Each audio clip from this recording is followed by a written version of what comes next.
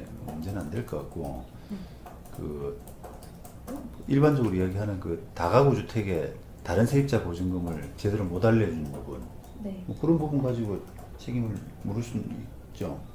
근데 물론 이제 과실상계 같은 게 이런 것도 좀 가해지지만. 네. 근데 이 예전에 대상 확인서 쪽에 보면 그 선순위 보증금 언급이 되어 있는데 한 7억이라고 되어 있는데 사실 이게 그때 기준으로 계산을 해보면 맞지 않는 금액이거든요. 근데 이 부분 같은 경우도 좀 뭐 과실이라고 좀 할 수가 있을까요? 뭐 맞느냐 안 맞느냐의 문제죠. 선순위 보증금 7억 원, 임대인 구술에 의함 이렇게 하면은 다 책임을 면하는 건 아니거든요. 네. 그러니까 실제 임대차 보증금이 7억이라고 칩시다. 네. 실제. 그런데 용케 그 임대인이 여기 7억 있어요 라고 했는데 그게 맞았어. 그러면 책임이 없죠. 과실이 없는 거지. 근데 실제로는 17억인 거예요. 네. 근데 주인이 7억밖에 없어요 라고 하는 부분을 그대로 받아 적었단 말이야. 7억 원 임대인 구술에 의함 이렇게 해놨으면 그러면 중개업자 책임을 다 했느냐? 그건 아니란 말이죠. 중개업자는 그대로 이렇게 확인하기는, 그대로 인정하기는, 그대로 인정해서는 안 된다는 거지. 받아 적어서는 소위 말하면. 자기 책임이 있거든요. 그러니까, 그게 뭐 7억이 넘을 것 같은데, 한번 계약서도 한번 줘봐요. 이렇게 된단 말이에요. 네. 그래서 이제 그게, 실제 보증금이 얼마냐라고 하는 부분 가지고, 그 중개업자의 그 과실, 이런 부분이 좀 판명되게 되겠죠. 판가름되게 되겠죠. 실제 얼마인데요, 당시? 당시 지금 기준으로가 한 7억 정도고요. 네. 그렇게 따지면 2년 전에 제가 들어갈 때 네. 제가 뭐 한 36번째, 37번째라고 보면 네. 뭐 한 그래도 12억은 될 것 같아요. 12억. 예를 들면 12억이면은 우리가 이렇게 따지는 거거든요. 12억이면은 이 계약, 이 집에 들어갔겠느냐. 그걸 중개업자가 선순위 보증금을 좀 알려줘야 될 의무를 부여하, 책임을 지는 것이 왜 그렇겠어요? 미리 알려줘야 되니까. 아니, 알려주면 어떻게, 제대로 알려주면은 그 우리가 임차인들이 이 집에 들어갈 거냐 말 거냐를 판단하는 자료가 되잖아요. 네. 그죠? 저당권도 있고, 그 다음에 선순위 보증금도 이만큼 있으면, 이 집 시세에 비하면 내가 지금 들어가가지고 손해보겠다. 요런 판단이 들 수 있기 때문에 그걸 이제 그 고려를 위해서 중개업자 보고 하라는 거거든요. 네. 그러면 만약에 실제 12억인데 12억이라고 이야기를 해줬으면은 본인이 나 그러면 안 들어갔을 거야. 그래야지 손해를 안 입었잖아요. 네. 근데 12억인데 7억밖에 안 된다. 임대인 이야기는 7억밖에 안 된다. 이렇게 써가지고 본인이 들어감으로써 손해를 입은 거잖아요. 네. 그러니까 중개업자 잘못하고 본인 손해하고가 인과관계가 있는 거예요. 네. 근데 만약에 실제 보증금이 8억이다. 네. 근데 7억이라고 적었다. 그럼 본인이 들어갔겠느냐 안 들어갔겠느냐? 애매하죠. 네. 근데 그 1억 차이 가지고는 들어갔을 가능성도 있거든요. 네. 별로 크지 않기 때문에, 시세에 비하면 크지 않기 때문에. 네. 그러면은 중개업자 과실이 없는 거예요. 네. 딱 맞추라는 뜻이 아니라 네. 이게 이제 인과관계 제대로 설명했다라 그러면 안 들어갔을 그런 관계 정도까지는 되어야 되는 거죠. 네. 그러니까 요거는 조금 이제 당시 그 우리 입증 책임이 다 우리한테 있기 때문에 네. 당시 우리가 들어갈 때가 18년 1월인데 네. 18년 1월에 그 보증금 총액이 어느 정도 됐겠느냐라고 하는 부분은 우리가 이제 입증을 해야 되는데 입증을 할 수 있을지는 잘 모르겠습니다. 네. 세입자가 들락날락 하잖아요, 그잖아요. 네. 그러니까. 근데 뭐 역산을 해서 최소 지금 세대수는 정해져 있고 그 안에서 사람들이 왔다 갔다 했으니까 뭐 최대 2년씩 살았다고 계산을 해보면 뭐 제가 지금 제 앞에 있는 사람들의 날짜 말고 저 후순위에 들어있는 사람들 날짜를 계산을 해보면 그래도 최소 어느 정도 한 10억 이상은 나올 것 같거든요. 그건 그렇게 입증은 그렇게 네.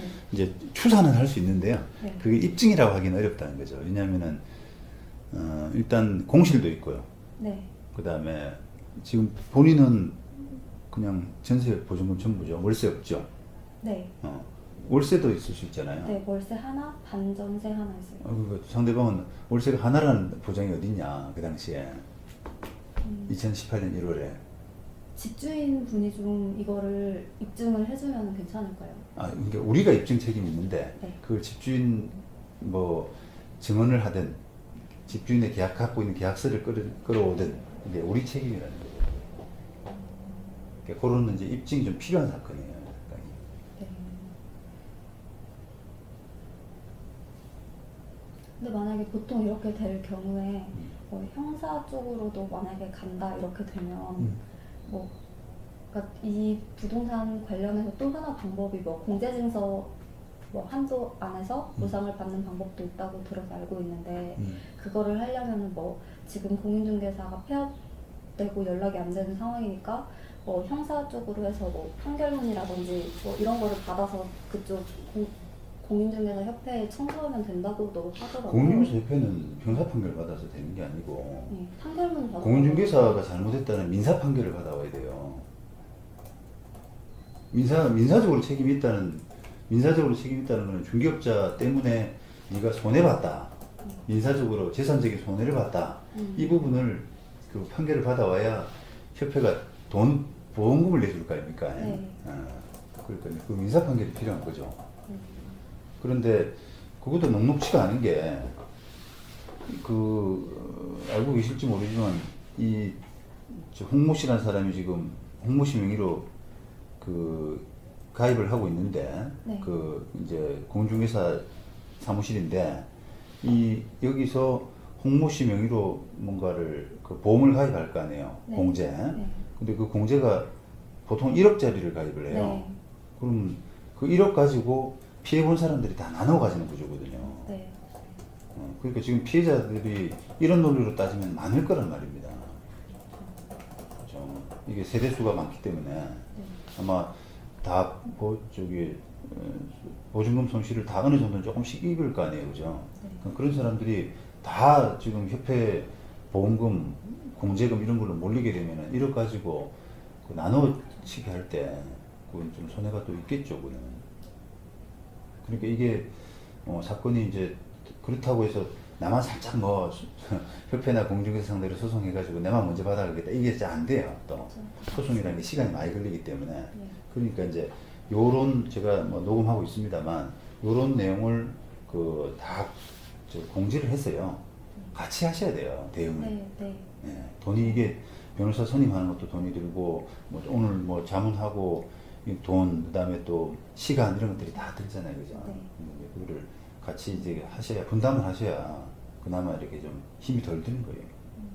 근데 이게 조금 애매한 게 부동산 쪽에 만약에 청구를 한다고 하면 지금 저희 건물도 있고 아니면 그 이제 변영우라는 사람에 의해서 피해 입은 사람들도 있는데 그 부동산이 저희 건물만 계약한 게 아니니까 그럼 만약에 공동 대응 뭐 이런 거 얘기를 하신다면 저희 건물 안에서 이 부동산과 계약한 사람들과 같이 해도 되는 건지 아니면 변영우 건물과 그러니까 그게 이제 그 부분은 생각을 좀 더 해봐야 되는데 만약에 이 부동산이 우리 망포동 지금 의뢰인 그 집뿐 아니라 다른 데도 관여를 했다 그러면 그 피해자들이 모조리 1억 가지고 나눠 가져야 되는 거죠. 18년에 계약한 사람들, 그 계약 기간 안에 계약한 사람들. 그렇죠. 그 계약 기간 안에 정확하게 알고 계시네요. 1년간이죠, 그죠?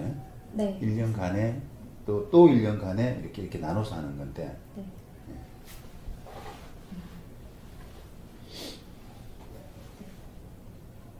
그런 구조입니다. 그래요. 이게 하여튼 지금 이게 세대수가 좀 많고 하기 때문에 2018년 1월에 과연 이제 본인 입장에서는 2018년 1월인데 1월에 그 세입자 보증금이 총 얼마였겠느냐라고 하는 부분을 검증하기가 사실 좀 쉽지가 않을 것 같고요. 주인 협조가 물론 있으면 좋아요. 계약서를 가지고 있기 때문에. 근데 또 만약에 그 본인이 아니라 다른 세입자, 그 다른 세입자는 만약에 2017년 5월에 들어왔다.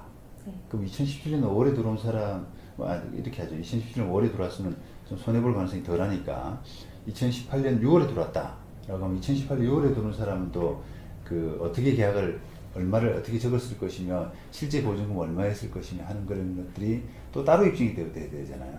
네. 그 1월하고 6월 사이에 또 들쭉날쭉한 사람이 있으니까 네. 그런 것들이 이제 조금 이게 손이 많이 가는 사건이에요. 네. 입증하기 위해서.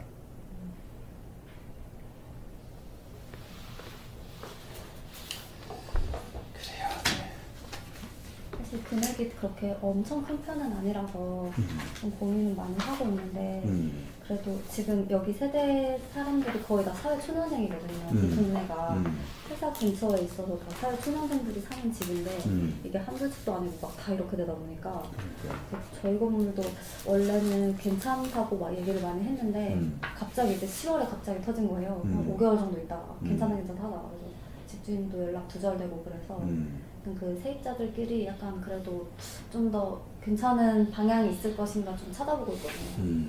그러면 그 집 계약은 다 이 중개업소가 거의 다는 했다면? 아니고 한 20, 30%인 것 같아요.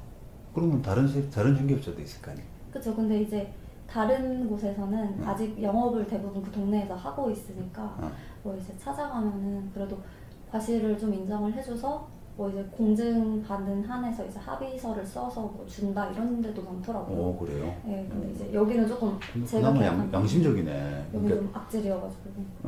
그렇네. 그러니까 그게 옛날에는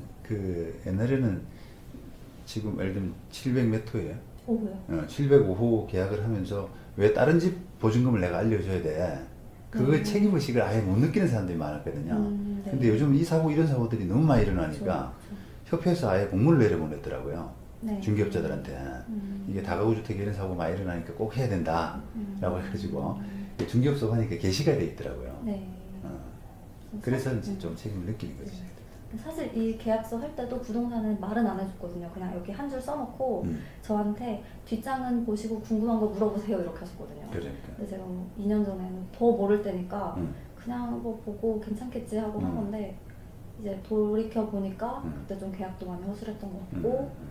근데 이제 우리가 실무적으로는 그런 이제 중개물건 확인 설명서에 그렇게 적혀져 있는 부분들 있잖아요. 네. 적어져 있는 부분들은 서로 공감을 하고 계약을 했다라고 맞아. 이렇게 이해를 하니까 그럴 수밖에 없잖아요. 그쵸. 네, 맞아요.